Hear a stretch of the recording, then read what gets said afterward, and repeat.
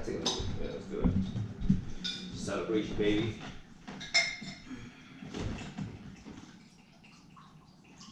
How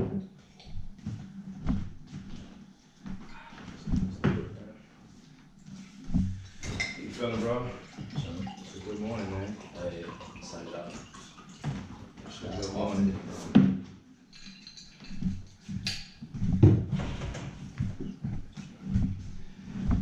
Alright, man. Listen. Yes, sir. Did it, man. Good morning, man. How you feeling? I'm feeling real good, man. It's a transformative time, really. Things have changed. In what regard? Explain. Life getting older. I'm turning 25 this summer. It's kind of weird to think about, you know what I mean? But in light of that, it's what I mean. It's transformative. It's throw all the cliches out the window. Yeah. You know what I'm saying? Like, your life is supposed to continue to get better as you get older. If you do the right thing. If you do the right things. There's no right or wrong. No right or wrong. But just follow your heart, you do what you do, and things will work themselves out. Yeah. I mean, I've always said, like, you stick to your path, you stick to your hustle, and as crazy as it sounds, you kind of let the world unfold. Yeah. And you have to trust the process, as cliche as that sounds. And it's important to just not listen to the outside noise, bro. Because the Yeah. outside noise is gonna always. Yeah. There's people in this world don't even like Drake. That don't make sense to me. But anyway, that's really the big thing. I get that. It's an honor to be here in this moment. Not even as your older brother, but just for us to get the opportunity to create an atmosphere like this where we can just speak about,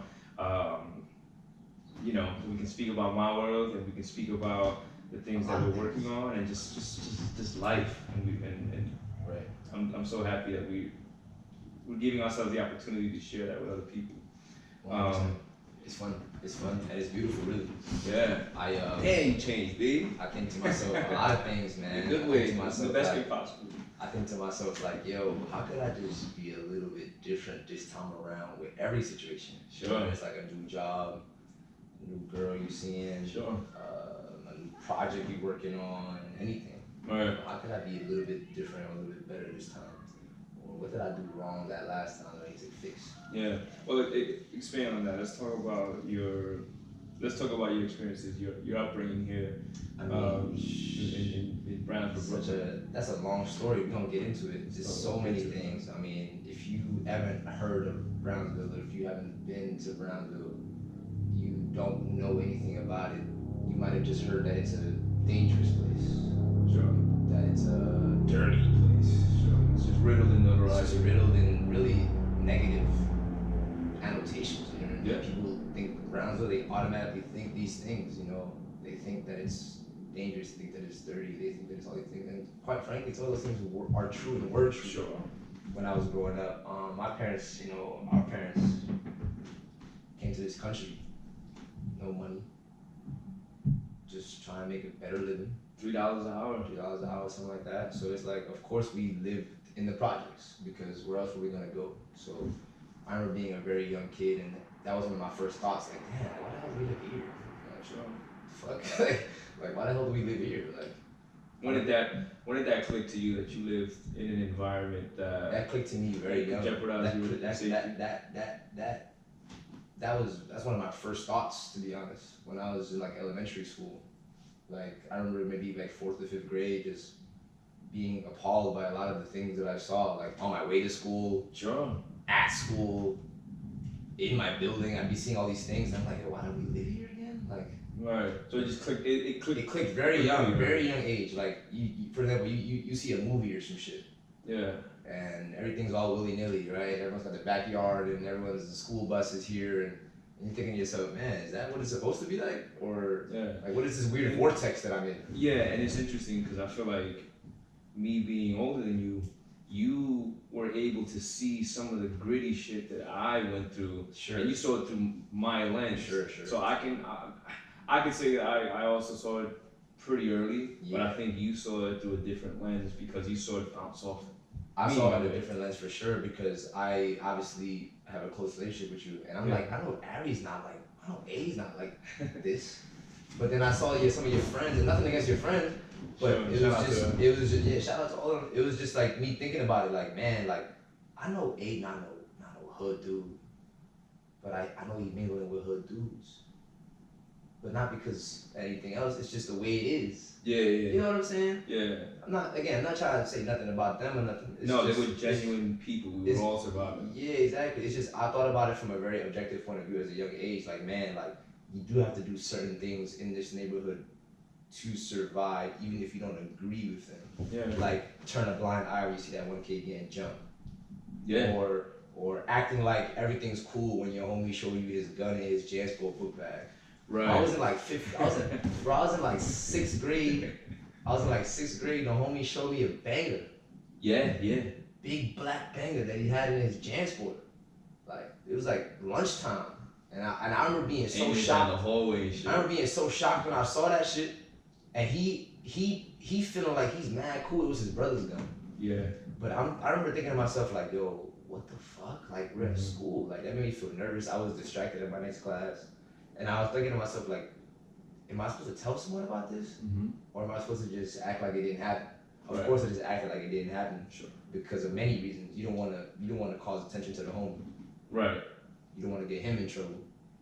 Definitely don't wanna tell no parents. You tell your parents, next thing you know, you getting shipped off to DR or something like that. Way. You know what I'm saying? Like, so a lot of the things that I experienced, I didn't even tell my parents because I didn't want them to feel guilty about the position that they put me in because they weren't in control of why I went to that school. I went to that school because it was the closest school to my projects. Yeah, and they were doing the absolute. In fact, my mom actually put me in that school because mom put us in that school because she didn't want us to be at the one that was directly next door. Yeah. Because in her mind, that was her better judgment. It was like, well, all these schools suck. But if he at least goes to that one that's slightly in that other hood, maybe he can avoid some drama here in the street. Which, in theory, might have been a good thought process. But again, she was just doing what she thought was the best for her. Yeah. So, you know, when I think about my upbringing, I think about some of the violence that I experienced just at school, my school environment. I think about all the weekends. I just hear gunshots every night, every night, to the point where a gunshot doesn't even make you flinch. And you know, it's just one of those things when like, or even those close calls. So many close calls, man. So many close calls. Like it's one of like I'll never forget us playing basketball Thanksgiving Day. Yeah. I wish I knew what year it was. I want to say it was like 07. 06. At that time, I was in the 7th and 6th grade. And we were waiting for the food to be done. We were like, yo, let's go shoot some hoops. It was nice out. It was one of those things where it was like, yo, might as well take advantage. Playing ball outside, and next thing you know, a couple dudes playing dice down the street. Something happened within their game, and one of the dudes playing dice just started running for his life. Right. Of course, gunshots start coming our way because he's running in our direction. Right, and we're in a cage, one way in, one exactly. So all of a sudden, we just trying to shoot some hoops, get a little appetite for the food. Right. Next thing you know, we're running for our life. We managed to get into the building, and we're in a panic because we're like, yo, we can't tell our parents this shit. Yeah. Like we were several of our homies, and we all in unison agree that we couldn't tell our parents because of the obvious. We don't want to ruin everyone's day. Yeah. But just think about that for a second. You go through a traumatic experience, and then you instantly know that you can't even talk about it. Yeah, it becomes secret. That is terrible for your mental health. Terrible. Especially once those start to stack. Once you start to collect experiences. And that's just one experience, like you just mentioned. Yeah. I'm glad you said that's just one experience that's stacked onto a bunch of other experiences that I immediately knew I couldn't tell my parents about. So one of the first things you hear when you go to therapy or when you go to these places or whatever, if you're talking to venting to anyone about anything, hey, feel free to tell us, express yourself. I spent every damn day of my life suppressing something.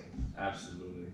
I remember we were doing grace at that same day, Thanksgiving. We were doing grace. Yeah. And we're praying about all the things that we're praying about all these things that we're blessed about. And they had no idea. Quote unquote blessed about. My heart's still racing. I can't even focus on the prayer. Yeah. And remember, we had to get the basketball back. We had to get the basketball back. There was this whole thing. My homies got this some shit. We had to tell his mom an alternate story as to why he had stepped on some shit. Sure. He obviously didn't know he stepped on shit. He was just running for his life. Fight or flight. Fight or flight. You know, I've seen people, man. As you reflect, as you're 24, right? 24 right now. Yeah. As a 24-year-old. Shout out to 185 babies. 95. Yes, sir. How do you feel reflecting on your traumas now as a 24-year-old who stepped out of the hood now, and we're just reflecting on these memories here in our living room? As weird as it sounds, I think about them pretty often still, because I'll walk by certain streets that something happened to me on. Yeah. I'll walk past a street. I walk past a gate that I hopped in a panic, or I'll walk past that one alley that niggas got robbed at, or I'll walk past a street where the homie got shot, or even I'll even see like a retired gangbanger. Yeah. That I'm like, yo, I know you used to be like that. I see a person that give me the thought about something that they might have did, something that they might have showed me, something like that. You know what I mean? Like, so I think about it very often, to be honest. Just because, in a weird way, it still is suppressed in my mind. In a weird way, you know what I mean? Not in an unhealthy way, because I'm honestly getting older now, and I see it for what it is. I don't dwell on them anymore. Yeah. I used to dwell on them.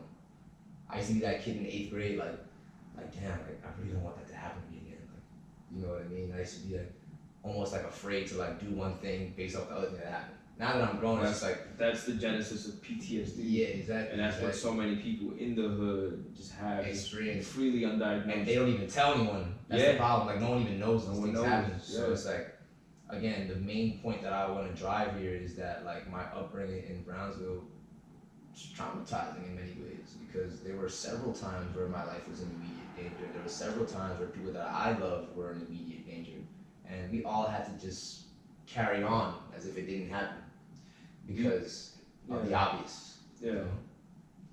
Do you think that negatively affected your mental health moving forward as you entered high school? Yeah, for sure. Because as soon as I got into high school, I had an immediate struggle with myself internally. I didn't know who I was. I was in the midst of trying to, I'm going to this new school, right? And the cliche thought when you're entering high school is like, hey, this is a fresh start for me to be who I am, to like show a new side of me and all these things. But the problem was, as I was going into high school, I was still processing some of the shit that happened to me the summer before. Right. Like, you know what I mean? Like, and just to expand on that, for your sake, you were in fashion industry. I went to the high school fashion industry. High school fashion industry, that's a completely 100% different environment. 100% left field from Brownsville. From Brownsville. Yeah. And talk about that. And it's one of those things where I remember that process perfectly.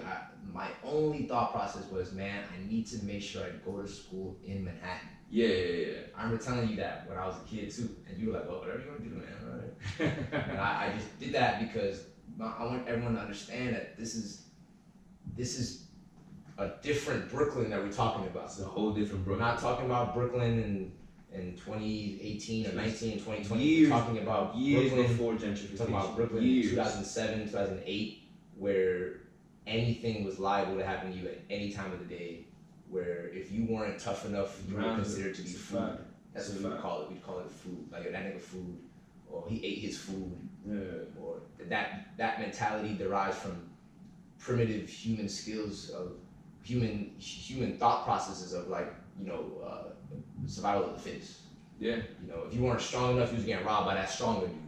If you wasn't gangster enough, you was getting embarrassed by them gangster dudes. Hence why it was in your best interest to leave that thought. Well, not only to leave, but also as we were growing up, to build relationships with people who were those characters. As I was growing up, it was very imperative that I made relationships with these folks, because I needed to make sure that I didn't get violated, that I didn't get my food ate, that that I wasn't vulnerable to getting my food ate by these people. Yeah. You know what I mean? I wanted to protect us. Yeah, exactly. So it's like if I protected other people. If I'm genuine with this one dude, he's gonna bypass the fact that like I'm this skinny ass motherfucker, and he's not gonna fuck with me because he sees that I'm being genuine and that I'm being cool with him. Yeah. But if I didn't make those attempts, I would have just been fooled. Before we move into your high school experiences, I think it's just important to just talk about how was the importance of street ball in your life. Yeah, definitely. So I've been playing basketball for a long time. A lot of people don't even know that. And basketball was introduced to me by yourself, actually. Yourself and Leach. Shout out to Leach. Shout out to my nigga Leach. And A, it was just a form of me just hanging out with other people. And B, it put me in direct relations with some of these people that we're talking about. So we find ourselves playing a 5-on-5. It used to be the Dominican dudes versus the other dudes. That was how they used to play. Brownsville versus LH. Yeah, exactly. Or they fuck around. You know, they always joke around and say the Puerto Ricans. Sure. Anyway, it was always kind of funny and playful, obviously, because it derived from like the gangsters versus little Spanish niggas. Right. You know what I mean? And those basketball games built relationships with these people. So I'd be playing 1-on-1 against a dude that I know is like a serial robber, or a guy that I know for a fact, because he's told me, has killed people. Sure. Someone that I know will rob your mother tomorrow if you get a chance. That's a fact. Someone, you know, or if you played with him tomorrow. You know, yeah, someone that got the ham on him, so you don't want to foul him too hard. You know what I mean? Like, shit is tucked away by the foul line. So a lot of the times we find ourselves having basketball games with these folks, and because of the game, it allowed us to have an agreement with these folks that we weren't no threat to them. That we weren't. That's the thing. It was an unwritten camaraderie between people who lived a different life. Exactly. Within the sphere that we were already in. Because I wanted to be very clear that they were surviving in a different way. Yeah, I wanted to be very clear that like when I'm talking about these quote unquote gangsters and these quote unquote savages, I'm not taking away from them. They're great people. 100%. These people are great people. The reality is that everyone's got their own cards that they're dealt with, that they're dealt. Yeah, some people are dealt a shitty hand. Some people are dealt a shitty hand, and some of these folks rob people because they needed the money. Some of these folks ended up killing people because they ain't know no better, or because that gave them whatever credibility they thought that they needed, or they got too mixed into a gang life that they were just simply too deep into it to back out. It was like kill or be killed, because at the end of the day, in 2020, everyone talks about gang and the slat, all this other shit. But back in those times, back in mid 2000s in Brooklyn, you couldn't just be talking about gang shit unless you actually had colors. Yeah. So let's say you join a gang because of your big brother, or even better example, if your whole family blood, you're gonna turn blood.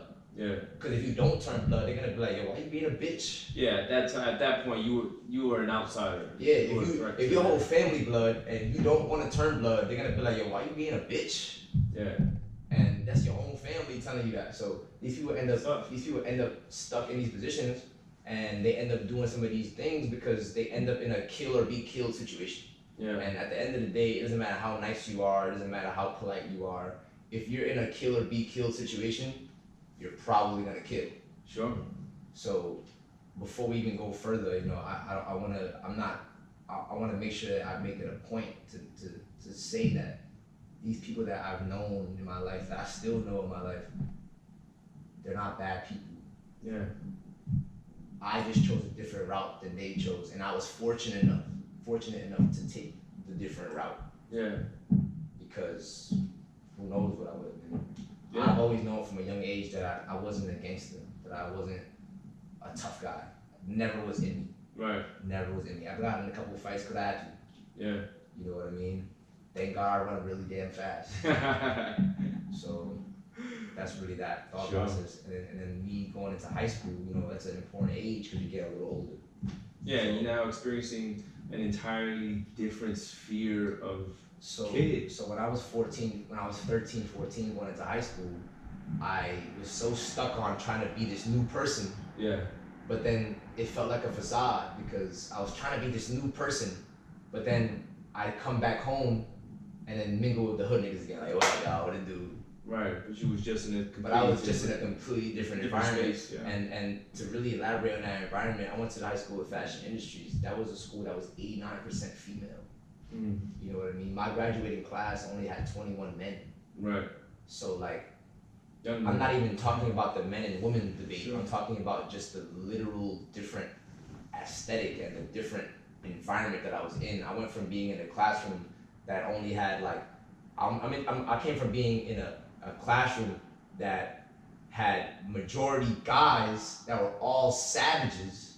With pistols in their jams. With pistols in their JanSport bag. Yeah. With like the one cute girl that everybody liked. Everybody fiend.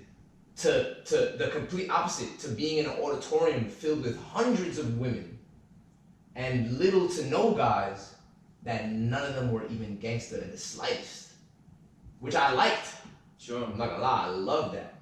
But I just felt very strange because even my vocabulary had to change. Yeah. I couldn't just roll up in there like, what up, my nigga? Like, this is a whole different setting. I was around a lot of women. I was around gay men. That was my first experience hanging out. Gay kids, yeah, sure. Yeah.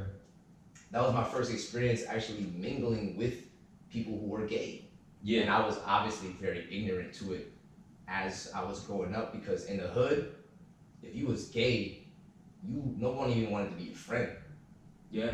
Straight up. You couldn't even disclose that. You couldn't even disclose that you were even into like slightly feminine things. Yeah, at that time, at least from my experiences, most of the kids who ended up years later coming out the closet, I feel bad for those guys because people that I grew up with that ended up coming out the closet later on in life, their life was so fake. Their life was, yeah. Because they had to, like I again, mentioned before. that also just speaks on a different form of survival. For sure. That was evident in Brownsville. There's so sure. many forms of survival in the hood. Exactly. There's a lot of things that go into it, and my first experience meeting gay girls and gay guys just it altered my thought process. It made me evolve my brain because I realized very quickly that these things were okay and these things were normal.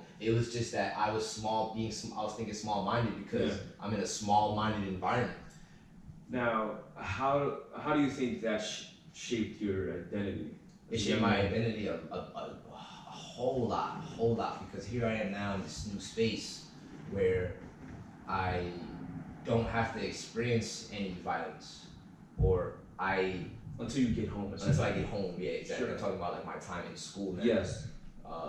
I get to be a little bit more free in a sense because where I'm from, if you at that time, again, going back to that time in the mid 2000s, if you walk down the street with some skinny jeans on, you were either one or two things or both.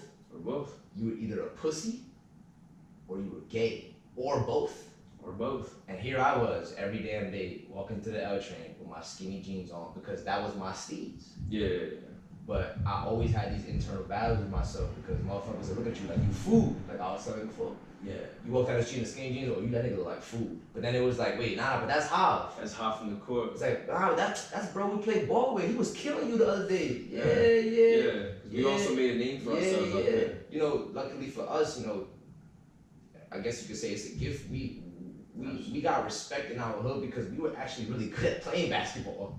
I think that's something that I forgot to mention earlier. It's a fact. The fact that we were so good at playing basketball is why we got the respect from these folks because all of a sudden I went from looking like food to being that guy that you gotta get revenge on next time you play ball with because that skinny dude, to your surprise, dropped buckets on you. Right. So here again, I've been walking down the street with my skinny jeans. I've always been very expressive with my fashion. Yeah. That's obviously part of the reason why I went to Fashion High too, because that's something that I had as an interest of mine. Again, growing up in the hood, fashion was really just looking as gangster as possible. For the majority of our upbringing. When I was growing up, being fly meant you looked the most gangster. Or you follow the trends as is. You had to. It's very linear.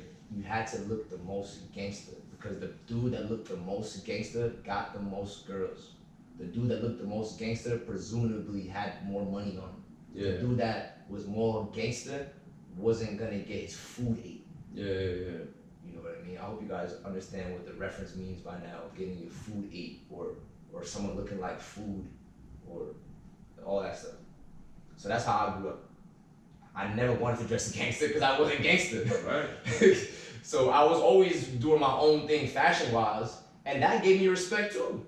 Right. Because they like, damn, like this guy. I'm speaking about them in the mind of some of these hood dudes. It's like, man, like this dude Hob, like he pretty fearless, man. Like he really pulled up to school and with them skinny jeans on. And it's like he didn't even care that everyone clowned him. He just like, yeah, so what? Right. And I use the skinny jeans as just one example because I remember that being a huge topic of discussion back in those times. Like I remember when motherfuckers started switching their mentality. You know what I mean? Like now you see gangster dudes in skinnies. Sure. You know what I mean? And it's like, and you are. You see gangster dudes with the gun on them still in skinny jeans now, and back then it simply wasn't like that. Yeah. And then, in fact, if you want to take it a step further, you see trends now where the baggy pant is back, quote unquote back. Sure. But as you know, hood fashion and black fashion always is present in high fashion. Pop culture. Yeah. Because hood dudes been wearing big coats all the time. For as long. Hood dudes have been wearing big jackets from the beginning of time, and people think that they look dumb or that they look dirty or that they couldn't afford one that fit them. They bought a bigger jacket on purpose so that you wouldn't see the gun on them, or so that they could stash the drugs they got on them, or to just look more gangster, because again, you had to look gangster to get girls, or it was just the flavor, or it was just the flavor. It was just the drip. You know what I'm saying? It was just a drip, and that's a whole. That was also a mechanism of survival. For sure. You had to be dripped out to be popular. You had to be popular to not get your food ate. It all goes back to not getting your food ate. Like that's the really main thing about this. You know what I mean? Like because in the hood, one of the things that you have to deal with from a mental health point of view is constantly trying to avoid being harmed. Right. You know what I'm saying? And like I've openly admitted it many times, and I'll continue to do so. I'm not the kind of person that's intimidating or the person that's gonna fuck out of here, fuck you up. No, I've never been like that. I've always been very even key, but I've always wanted to make sure I survive. Obviously, I love my life. Right. You were someone like myself. You were living in limbo. For sure. Still are. Slightly. In a way. You were Yeah. living in limbo. You had to juggle how to speak to different crowds. You had to juggle how to communicate with different crowds and or subject matter with different crowds. Right. I leave my building and I see the homies smoking in the hallway. What up, y'all? What is good? What it do? You want to hit this? Nah, I'm good. I'm straight. I go to school. Then I go to school and I hang out with some of the girls at the school, and I hang out with some of my gay friends, and then we be talking about completely different things. And it's funny because until I got a little bit older and I got a little bit more comfortable at my high school, even my style of talking was different when I went to school, because I couldn't be on some what up my nigga, how to do, what it do, all this other shit, all this hood shit. I had to be quote unquote more professional. Yeah, more elevated. More elevated, exactly. And it's funny to me that that's actually a thing, but that similar to how you might change your voice for an interview. Right. That's code switching. That's how I treated my life. Right. And in some ways, I still treat my life like that to this day because I consider myself to be a professional. Totally. And the reality is that the nature of my work, I have to be as professional as possible, and I can't bring my hood talk into it. Right. You know what I mean? I leave work and then I switch back into like the hood me. And people joke around all the time and they'll say that that's being fake and all this stuff, and it's like, I don't think that's being fake. I think that's being smart. You know what I'm saying? Because I think there's power in the fact that I could intertwine in both crowds like that to this day. Because people who say that are they're small-minded. Yeah, they're narrow-minded and they're just ignorant to the reality that was your life. Exactly. That was your childhood. Exactly. I've always said I'm not a hood nigga, but I'm from the hood. Yeah. So it's like by default, there's nothing that I haven't seen or experienced. You know what I mean? I've seen people get killed. I've seen drug transactions. I've seen a lot of drugs in one place. I've seen a lot of cash in one place. I've seen people commit crimes. I've seen people get jumped. Yeah. I've been jumped. Yeah. I've been robbed. I've run for my life several times. I've had gunshots just barely miss me, you know, like all these things, and I just bottle them all up and continue my day. Right. You know what I mean? Which is obviously not good for your mental health. Have you ever considered therapy? I have, but I don't think I want to go until I have more means to go, if that makes any sense. Okay. Because it's one of those things where I'm always a realistic kind of person. Sure, it would be very cool to go to therapy, but do I have the money to just go to therapy every damn week? I got other things to do. I think I have a superpower. Even though it's unhealthy to suppress some of these things, I've been able to successfully manage them. Sure. And see them for what they are and move on. Yeah. You know what I mean? There's power in that. Because Yeah, totally. I'm not trying to knock the person that needs a therapist, but I can honestly say that I don't think I need one. I think that I've conquered my own. Right. And I honestly think that's one of your strengths is that you were able to use your experiences to build emotional intelligence out of that. Right. And I think it's very unique. And maturity. I think it's very unique because here in the present day, right, to segue it into music, I guess you could say. Sure. In the present day, you get these music artists that their whole entire career is based on them attempting to show you their drip and their sauce and like their hood status.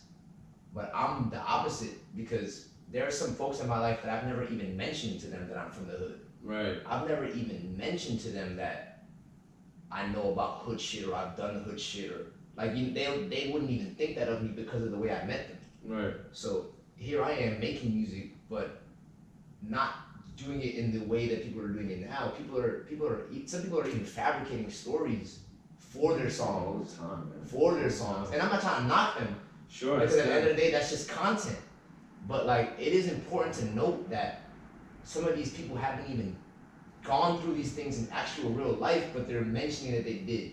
Right. So I think it's a ballad of integrity, really. You know, and I take a lot of pride in the fact that some of the people that I have met in a professional standing and a professional aspect didn't see me as that because it probably wouldn't have been a good thing for me. Right. You know what I'm probably saying? wouldn't have been as successful to your process. And you know, I struggle using the word successful because I think that there's always a new success to hit. Yeah. So like, I don't really consider myself to be successful. I consider myself to be realistic, to be a realist. I consider myself to be someone who, you know, has the integrity and the emotional intelligence, like you mentioned, to not I hate to use this word, but to not cap on some of those things. Yeah. You know what I mean? Like to not dwell on some of the things that I guess. Well, not only dwell, not to not use some of those experiences and flip them as if I'm like this other person. Right. I've always stayed true in that way. Right. If you know me for real, you know where I stay. Right. You know the kind of environment I came up in. Yeah. You even know, if you really know me, you even know some of the experiences I've been through, like I've mentioned glimpses of just now. And that's a struggle that I go through. Because there are some folks that know me, and there are some folks that know me. Sure. You know what I mean? Yeah. So it's like, what I consider the people that really know me are the ones that know both sides.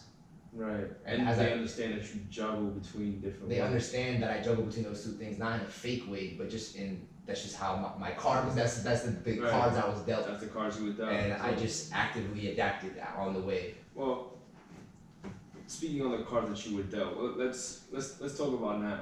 Let's talk about right let's now. talk about the present. How with the cards that you were dealt, how are they playing? I mean, it's one of those things where like I think about a lot of things. You know, when it comes to like my upbringing and shit like that. Even I just recently moved out. We just recently moved out. You know, you were living on your own for a little while. Look around, man. Yeah, you were living on your own for a little while, so you know you knew what it was like. But like, this is my first time not living. This is my first time not living in trenches. The exact place that I was just mentioning. Yeah. So this is my first time. I'm only 2.5 months into this. That's right. So even take this summer that just passed, for example, right? I would literally be in the hood, doing my thing. I'd go to work.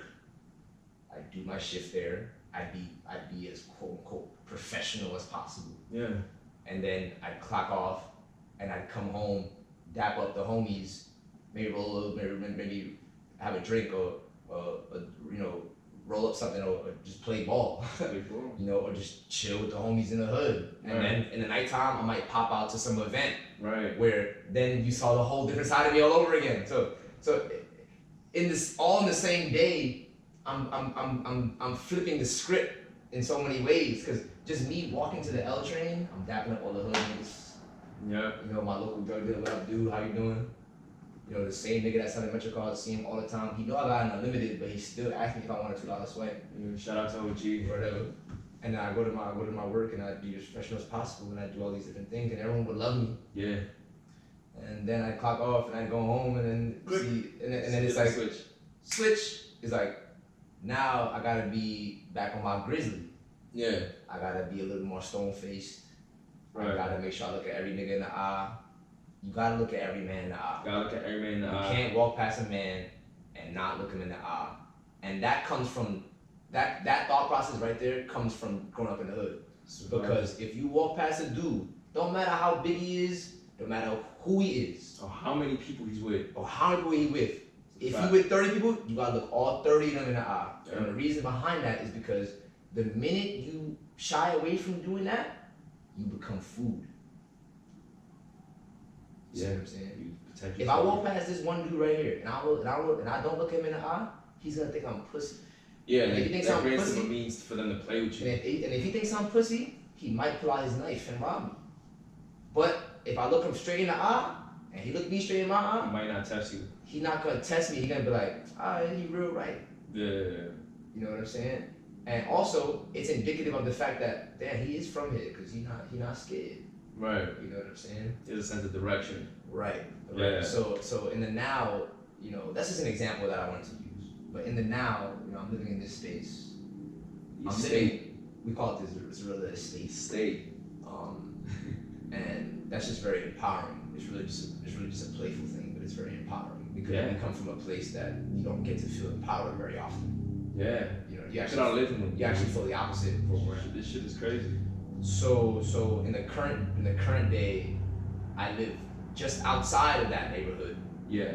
So I still see little flashes of things, but in a different light. For example, I'll be in my bed and I'll hear the sirens. Yeah. That you but they're a little more distant now. The sirens that you always hear. Yeah. In the hood, there's always a damn siren in the hood. There's either a fire somewhere, someone stuck in an elevator somewhere because all the elevators suck. Yeah. There's police sirens, obviously. Ambulances. There's ambulances. You always hear some kind of siren. Yeah. There's some. So I hear those things still, but they're in a distance. And the other day I caught myself hearing a bunch of shit. It was like police sirens. It was firefighters. It sounded like someone bombed the whole damn building. Oh, man. But I'm just looking at the window and hearing it in the distance and thinking to myself, yeah, this is a different perspective. Yeah. Your foot out the door. Well, your foot's out the door. You heard this. You heard this shit slam 2 months ago. And currently, I still live this limbo life. Yeah. Because I still visit my mom, and we still visit mom, and we still see some of these folks and whatever. But we're not in the direct line of fire, if you will, anymore, because we live in a whole different place now. Yeah. And it has elevated my life in many ways. It's elevated my life creatively. It's elevated my life professionally. It's elevated. I would even say it elevated my love life. Yeah. You know what I mean? Because when I was in high school and when I was growing up, and even when I was out of high school, and you know, becoming a man, when I was turning 19, when I was turning 20, when I was turning 21, I'd hang out with all these girls and it'd be cool and all, but I'd always feel ashamed to tell them where I was from. Sure. Or I get that. I feel embarrassed because I still live with my mom, which is obviously a very dumb thought process. I thought it wasn't at that time, but now that I'm thinking about it a little bit older, if you're 21 years old, you live with your mom, who gives a fuck? Why would you be embarrassed at the fact that you live with your mom still? Right. But it really wasn't about that. It was just the fact that like I'd never wanted to bring a pretty girl into the pissy elevator. Yeah. And that's the reality, right? That every single day of my life I had to go up a pissy elevator. Yeah. Like Sometimes that's not even an exaggeration. Like, there was not a day that passed that someone didn't pee in the elevator. Yeah. And then I didn't even smell it anymore. Yeah. But on several occasions, I brought girls over that I know were like, yo, what the fuck is this? Like, Yeah, they just judge you. Like, understandably. Like, should I still even like kiss this dude? I don't even know. Right. But anyway, for me, it's just like I feel more independent, and yeah. I started writing my world back when I lived at the house. Yeah. I started writing my world like about a year and a half ago, because I knew that I was approaching the time that I wanted to escape this environment. Right. And you know, through all the hard work that I did, I put myself in positions to slowly but surely get out of that environment.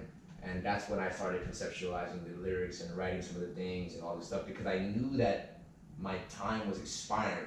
Yeah. I knew that I was approaching the time where I was going to be moving out. You knew a blessing was coming. I knew it was coming, and that was something that I knew in the back of my head. And every single time I was at work, every single time that I was home, bored, or dwelling on shit, I thought to myself, soon you're gonna not live here anymore. It's gonna be just fine. Yeah. So, you know, it gave me a goal. Right. And now that I'm sitting here in this living room and my album is submitted and it's all done, I'm happy to say that I wrote most of the lyrics at my home in the hood. Yeah. And then when I moved here, I refined them from my new perspective and actually recorded the entire thing right here in the house. So it's like, I bought all the materials that I needed back when I was living in the hood. Right. And I even started recording some of the first drafts in the hood. Right. But it just didn't hit the same. Sure. And the reason it didn't hit the same is because the emotion in my voice while I was recording still held the negative.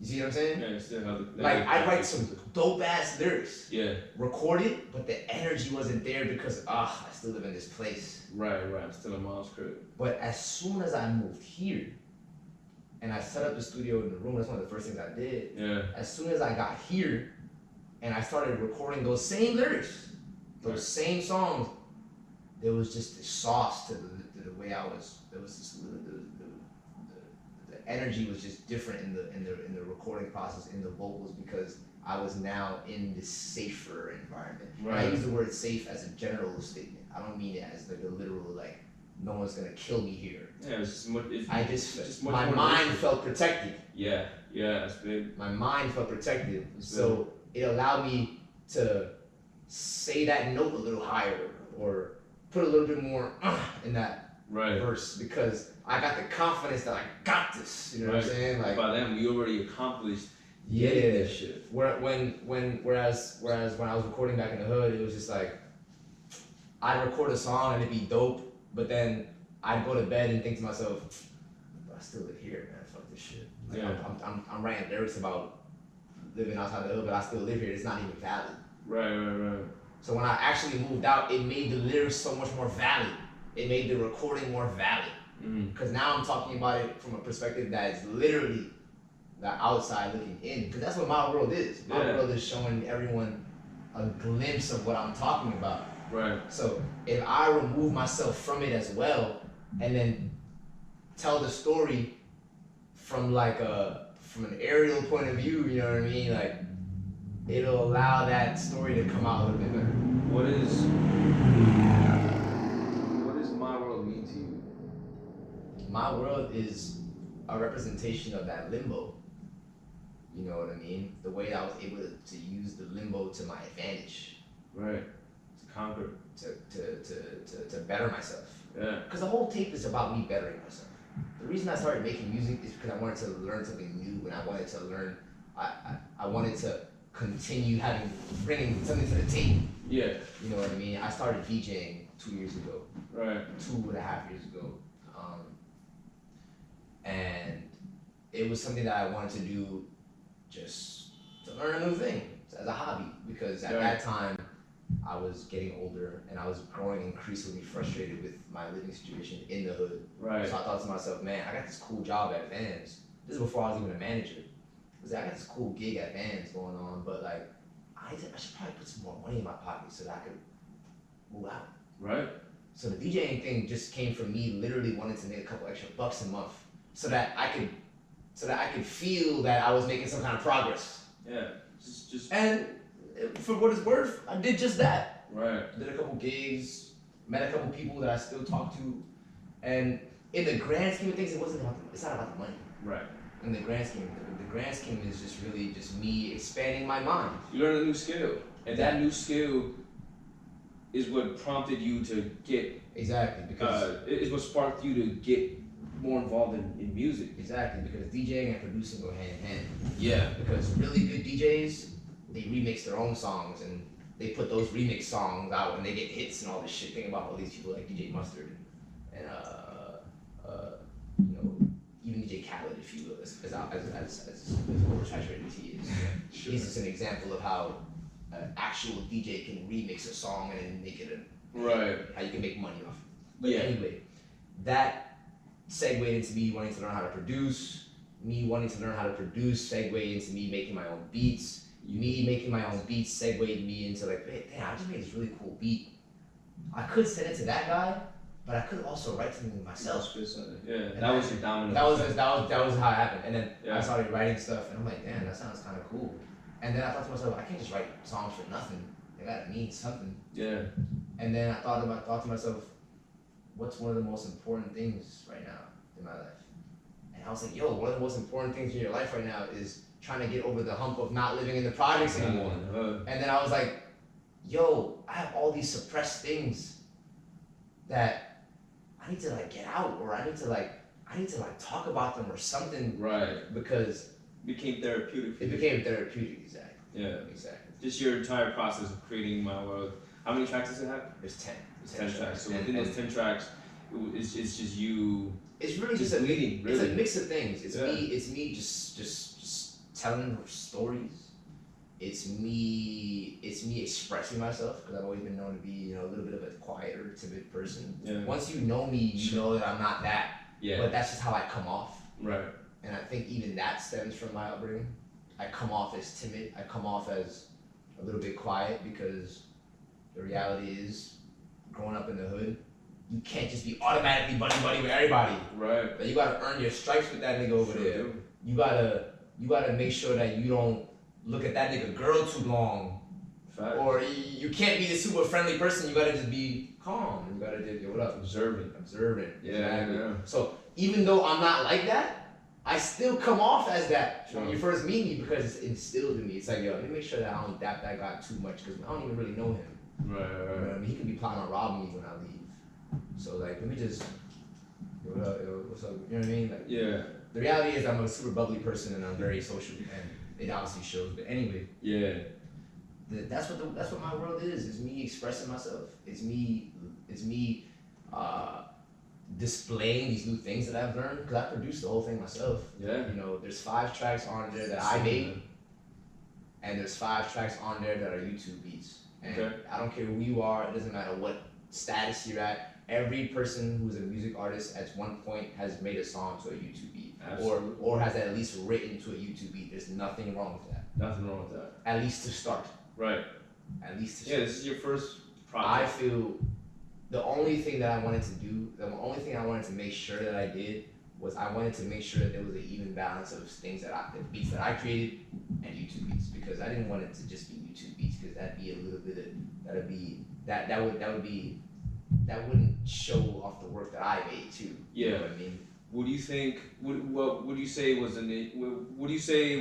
a challenge to make a cohesive tape with half of it being 100%.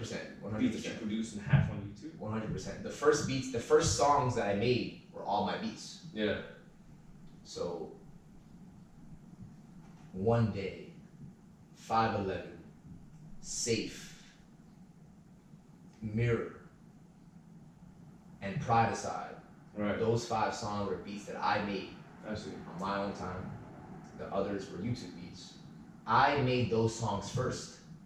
A, because I was excited about making a song on my own beat, Right. but B, my initial thought was like, man, it'd be pretty cool if the whole tape was my beats. Right. And that honestly was the agenda.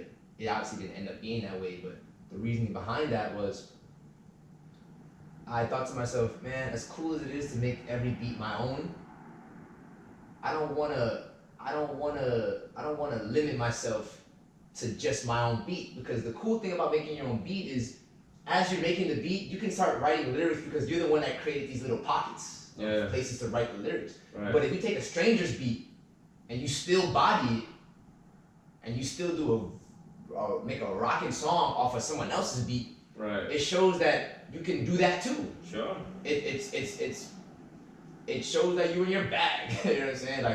Like there's nothing wrong with making your own songs to your own beats, but you should practice making songs to other people's beats too, just to like check yourself, make sure that you have the ability to do so. Right. You know what I'm saying? Because if I get to this point where I start to actually make hit records and stuff, they're not gonna all be my beat, they're gonna be some other people's beats. Sure. So you don't want to run into a situation where you meet this dope producer and he or she makes these cool beats, yeah, and then you can't even rap on them. Right. You see what I'm saying? Right. So I think it's really cool that I made it a good, tasteful balance of my own beats and then foreign beats. Yeah, that's the beauty in the collaborative nature of just making music as a whole. Right. And these beats are very easy to find. I didn't crate dig in any way. I don't mind telling everyone that because they're just beats that I liked. Yeah. Doesn't matter who made them. As simple as that. It doesn't matter who made them. It doesn't matter if that other dude made a song off this beat. I don't care. Go ahead. It's not my beat. Sure. You know what I'm saying? Like, I can't get mad if someone else made a song on a YouTube beat that I just acquired myself. Right. Like, you know what I mean? Would you say your confidence as a DJ propelled you to get the confidence to publish an album? I think that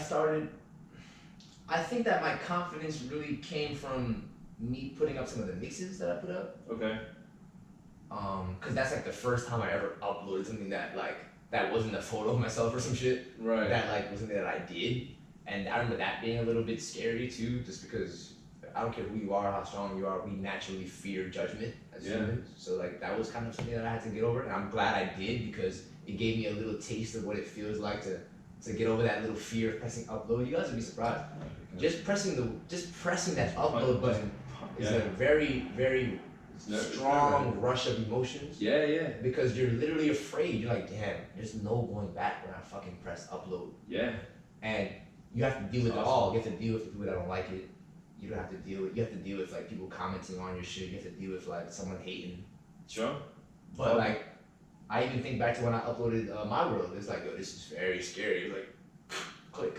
Right, done. But then when I did it, it's like, oh my god, I feel free as shit because even knowing that I can't go back gives me the freedom. It's freeing. It's like, yo, it don't matter what your opinion is, bro. I can't even go back. Yeah. So I guess press play. Here you go. It's done, man. And guess what, man? I don't care if there's things that people don't like about it. I don't care if that one vocal was a little bit too loud or like I should have took that one ad-lib out. Yeah. At the end of the day, I don't give a fuck about people's opinion about what the album is, because this is a tape that I've been working on myself behind closed doors. Right. I purposely didn't tell anyone I was working on it because it meant a lot to me. Sure. So I don't care if it means anything to you. It means something to me. Right. You get what I'm saying? So it's like, that's been my stance the whole time. Yeah.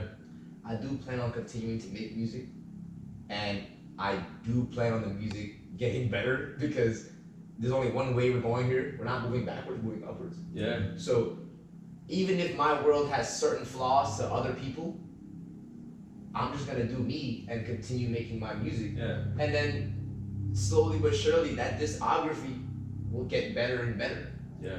You know what I mean? People are, I think in this day and age, people are very obsessed with things looking perfect. And that's with everything. That's with IG. That's with IG. That's with music, with their appearance, with all this shit. We're living in this time period where you got dudes that are going bald that try to make their shit look not bald, and then you got like, you know, muahs everywhere with the makeup. I'm not knocking you guys. Right. But like I think that we're getting away from authenticity in our own selves, and we're afraid of imperfection.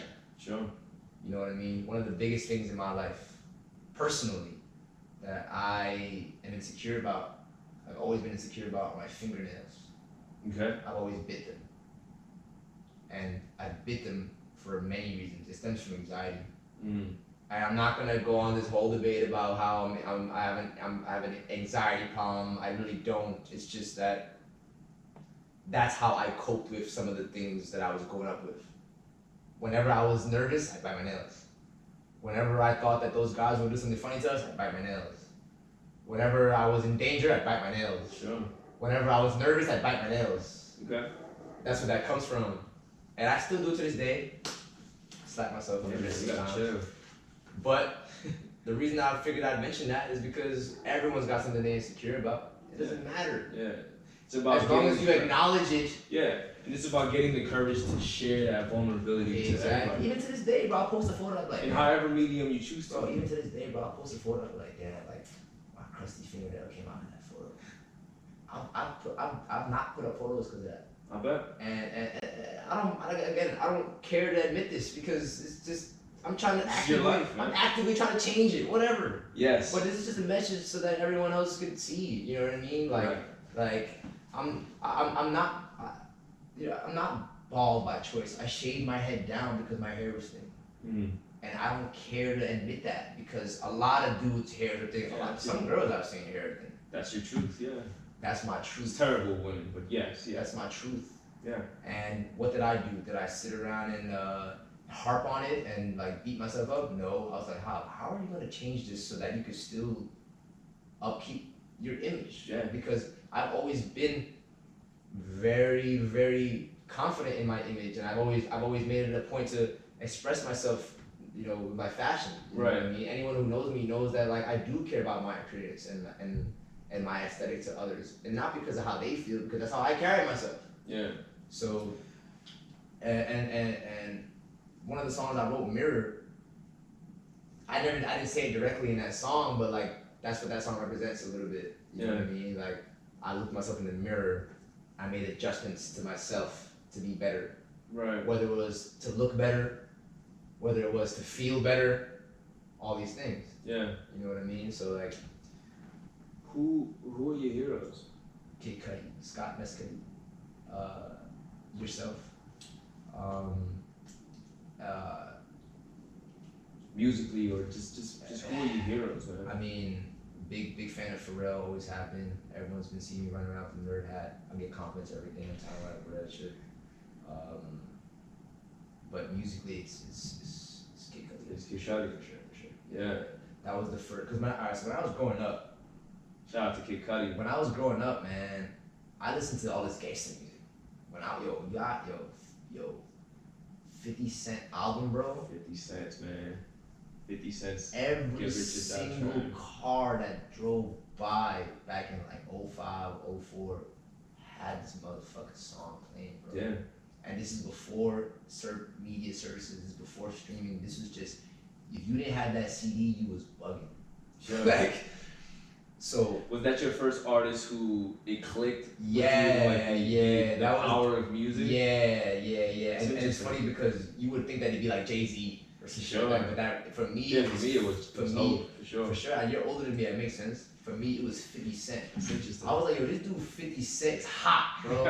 Because it don't matter who driving the car. Young lady, old man, teenager.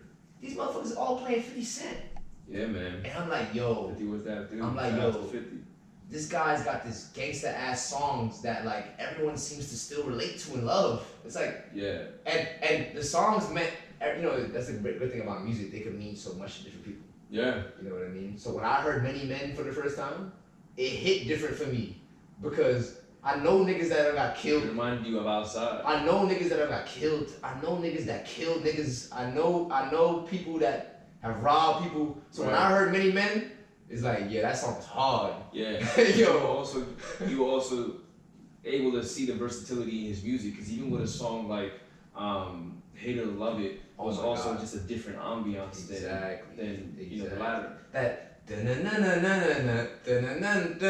like, yo, that beat is fire. Waves the beat. I was like, if I could make a beat like that one day, that I think that would make me successful. That's Sure. what I was thinking at that time. But yeah, and really, it's awesome. but the reason I started mentioning 50 Cent was because I grew up listening to just the music that my surroundings put. Like I listened to the music that I heard in the hood. Yeah. Cause mine just when we were growing up, bro, we didn't have iTunes and Yeah. I just listened to whatever everyone else listened to in my hood. Right. I was small-minded in that way, obviously, but that was just what it was. I was never a gangster, but I like listening to the gangster music because that's Sure. what all the gangsters around was listening to. Sure. You know what I'm saying? So like we listen to old Biggie and we listen to Pac and we listen to 50 Cent and we listen to all these things. It's when I started listening to Ye, Pharrell. That's when I started thinking to myself like, damn, like I like this music too. Like they're not even talking about like killing niggas. They're talking about like how swaggy they look, or they're talking about bagging that cute girl. Exactly. It's a different Speaking of that, tone. I almost forgot to mention. Old school R&B will always have a place in my heart because Absolutely. I remember growing up and seeing the most gangsters dudes Singing their heart out. Still singing their heart out to like some Lloyd or like some Ja Rule. Yeah. You know what I mean? And it showed that like, damn, if that tough ass nigga could still be listening to this heartfelt ass song, maybe he isn't such a bad person. Yeah. You know what I'm saying? Like, you know what I mean? Like into their character. Yeah. As a stranger. And in a weird way, it made me think that they were even more gangster. I'm like, yo, damn, like this dude's like a super like macho man. Sure. But I just saw him scoop that chick over there, like because he was playing Lloyd on the speaker. Right. So I was like, damn, like that dude's cool right there. So as I got into high school, I started listening to Kid Cudi. Yeah. I listened to Kid Cudi. That was the first person that was the first music that I heard that allowed me to reflect in a healthy manner. Yeah. It allowed me to like to self-reflect in a healthy manner and then express it. Sure. So when I was a kid, I used to always hate, and even to this day, to be honest, I used to hate seeing the dudes walk on the street, on the train, rapping their shit out loud. Like, bro, we get it, bro. You like that song? Cool. But like, we're all on this train. Like, we trying to just you being obnoxious right now. Sure. But I remember when I was in high school, I used to sing some of the Cudi songs on the train. Out loud. On the train. In my mind. What would you say was the best part of your work? Like, ooh. Like, you know what I'm saying? I do that on the train, and I thought to myself, you being a hypocrite right now. And I didn't give a fuck who was watching me. Sure. I was in the zone. And it was that good. I'm feeling alright. I forget about it all. You see what I'm saying? Like, that shit really stuck with me, right? Yeah. I used to replay that shit. I can say this. That bar right there is that indicative as fuck. Like, you know what I'm saying? Like, I leave the hood, and I get on the train, I hear that song, I'm feeling alright. I forget about it all. Right. And I'm like, man, life ain't so bad. Yeah. And even if that made me feel like that just for a slight second, that was okay. Sure. You know what I'm saying? I didn't forget what you asked me. You asked me what was his best word. What was his best word? Very hard question. People listening. But I have the answer. Okay. I have the answer. Could you pass me that right there? Which one? That little speaker there. Ah, yes. That's right. Man on the Moon 2. That's right. Man on the Moon 2. Masterpiece. Is Kid Cudi's best work, in my opinion. I'm so grateful that I have the CD, the actual physical copy. It has a little crack on it, but I'll just be upset about that behind closed doors, it's fine. It has 17 tracks. This is it, man. This is the best album right here. I remember when you got this. I remember when I first heard the song Ghost, man, I cried when I heard that song. Ghost still makes me cry every time I listen to it. Cause at the end, it made me think about the limbo that I live. Yeah. I hope they understand that I really understand that they don't understand. Yeah. So I would. It's So it's a paradox because last night I almost got killed. Right. But then I'd go to school the very next day with a smile on my face. Yeah. And I'm like, I know they're not gonna understand. Yeah. You get what I'm saying? It's insane. I hope they understand that I really understand that they don't understand. And then I almost got killed the night before. Yeah. And that makes me feel, obviously made me feel scared, made me feel sad, made me feel depressed. Right. But then I had to go to school and act like I wasn't sad. Yeah. You know what I'm saying? I had to act like I wasn't sad. Yeah. Or I'd go to work and I had to act like I wasn't sad. And like, even if I try to explain to you, it's like, you're not gonna understand, bro. Yeah. You never got shot at before, bro. There are adults, and this is a good thing. I'm not saying this is a bad thing. This is a good thing. There are adults in this world that ain't never heard a gunshot. Right. Or they've never felt the adrenaline. They never heard a gunshot. They don't know what it feels like. Yeah. So I guarantee you, we all run much faster than we think we do. Because when you're afraid for your life, oh man, you run pretty damn fast. Yeah. A lot of people don't know what that feels like, bro. Right. So that's why I say some of these songs on this tape. It's beautiful. Trapped in my mind. Like, there's so many things on there. It's the basis of the inspiration behind my work. Yeah, exactly. I actually just keep that right next to the It's mic beautiful. when I record. Yeah. And you know, I even said in one of my songs, I said, never gonna stop on my 2 feet till I meet Scott Ramone. Right. So I'm very vocal about that. I want to meet Scott Ramone one day. It's gonna happen. And I feel like when I meet him, it's gonna happen, bro. When I meet him, it's not even about promoting my album or nothing like that. It's not even about promoting my album or nothing like that. It's just like when I meet him, I know that he will be able to see a little bit of himself in me. Yeah. And like that's all I want. Yeah. You know, I'm not talking about some cosign. I'm not talking about, you know, it would be a dream to work with him, but that's what I'm talking, you know what I mean? Like, yeah. So I'd like to tell him that like, growing up in East New York, his music helped me cope with some of those things. And he himself moved to East New York when he came to New York. So yeah. I think me and him would actually relate really in that sense. Yeah. I really do think so. So that's that on that, you know what I mean? And I think that there's one important thing I want to mention too is I plan on making a lot of music in my life. And my world, my first tape, my first album, I wanted to make sure that I talked about real tangible life issues. Yeah. Similar to how he did when he jumped out of the gate. Right. Because I said that was my idol. And I liked the path that he took with his music. He showed you guys the real him first. Right. Even if it brought you down, even if it was kind of ugly, he brought you the real him first so that you could feel him. Right. And then he started playing around with like more fun songs, and he started playing around with more genres, and absolutely. But he made sure that he gave you his real self first. Yeah. And that's how I was with this. Yeah, that was because I plan on making more music, and it's not gonna all be this super deep, heartfelt stuff. Some of it's gonna be really stupid, fun stuff. Sure. Because we live in a new era now. Yeah. I want to make some stripper music and everything. I want to make some ass shaking shit too. Let's get it. But I wanted to make sure I followed in his steps. Yeah. With my work. Yeah. So that's important to know. It's important to know.